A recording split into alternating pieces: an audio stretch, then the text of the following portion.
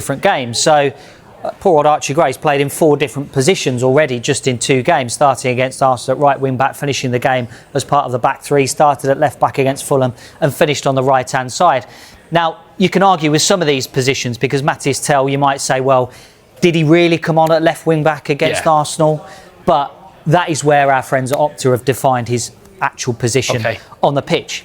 But I wonder what, Jimmy, your take is on this, because managers, and we saw Ruben Amorim get criticised for sticking with the formation and I'm not changing for anything. And he stayed with the 3-5-2. Ultimately, he lost his job.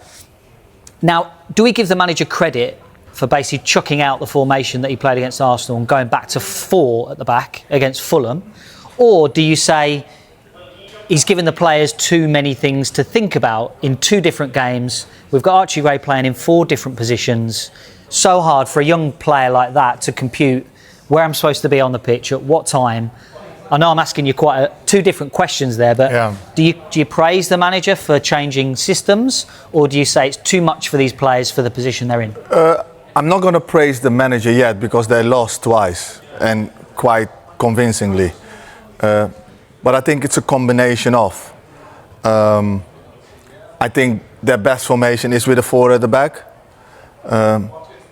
But I think what he has to, and it doesn't matter what formation it is, what he has to get right is that they are working as a team.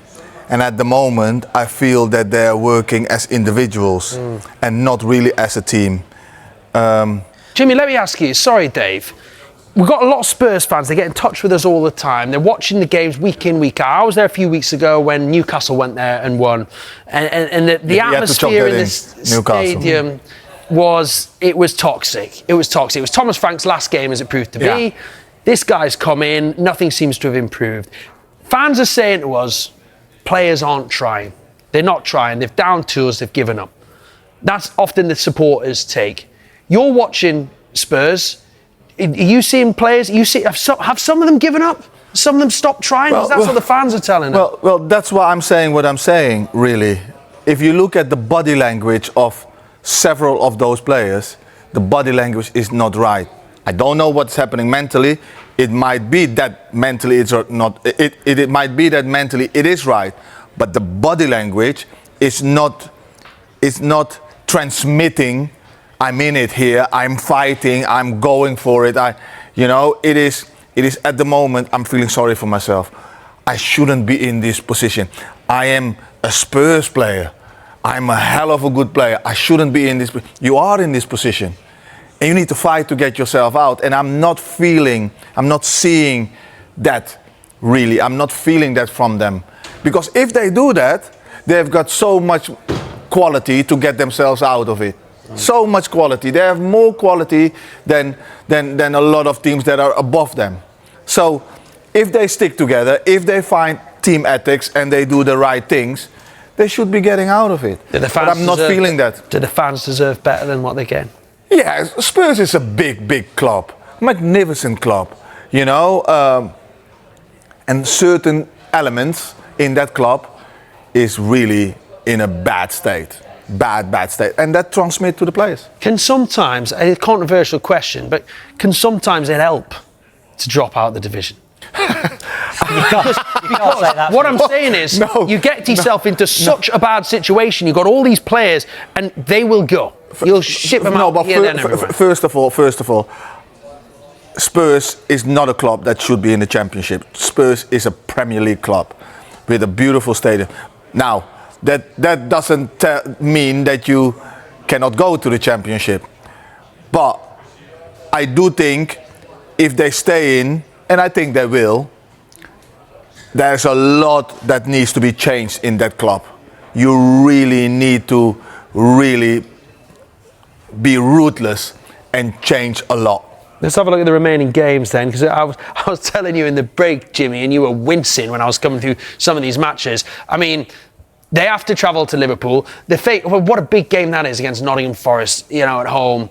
Then they travel to Sunderland, having a great season. Brighton, we know what they've got. Wolves are pulling out results right, left and centre. Villa away, Leeds, every game. You know what is the problem? all of them teams are playing for something. Yes, absolutely. Yeah. And there is something on the game. The only one really not is today. So must win tomorrow then against Palace. Yeah, sorry, tomorrow. Must win tomorrow against Palace because they are playing for top 4. They are playing to stay in the league. Play for Europe potentially. They are playing for Brighton is playing for Europe. Wolves have found a second gear and wants to keep that momentum for when they go to the Championship, that they keep on going and get back straight away. Aston Villa is playing for the top 4. Leeds, they want to stay away from and not being dragged in. Yeah. Chelsea have to be in the top 4. You know, and Everton's Everton. Everton under David Moyes, what you're going to get. They're going to give it everything. Yeah, and if he doesn't win tomorrow, can you see Spurs making another decision? Oh, come on, surely not. Wow, no. Forest have done it, haven't they? Well, they have chosen to go this way. They have chosen to choose a manager that has no experience in the Premier League. Yes, he has been at big clubs, but how well does he know the players that he is working with? That's why we are seeing so many players playing in different kind of positions, because he doesn't know them. Look, everything can happen in football. I wouldn't be surprised, but do I think that they would change? I don't think so. Who'd be a manager? Jimmy, you stay with us in the studio, mate. No. I think if they're going to look, they shouldn't have gone for him. They should have gone for a Harry Redknapp or a Sam Allardyce or whatsoever. Knows the division.